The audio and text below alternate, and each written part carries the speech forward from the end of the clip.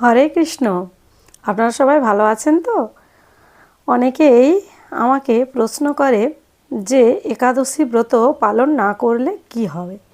তো চলুন জেনে নেওয়া যাক। একাদশী ব্রত হচ্ছে ব্রতদের মধ্যে সর্বশ্রেষ্ঠ, এই জন্য এটিকে মাধব তিথি বলা হয়। যত ব্রত আছে তাদের মধ্যে সর্বশ্রেষ্ঠ একাদশী ব্রত। তো একাদশী না পালন করলে, অর্থাৎ একাদশীর দিন কেউ যদি পঞ্চরবিশস্য ভোজন করে, তাহলে তাকে গুরু হত্যা, পিতামাতা হত্যা এবং ভাতৃহত্যার অপরাধ লাগে। এছাড়াও একটি গাভীর গায়ে যে পরিমাণ লোম থাকে তাকে ততকাল যাবৎ নরকে পতিত হতে হয়। এটি আমার কথা নয়, এটি শাস্ত্রে উল্লিখিত আছে।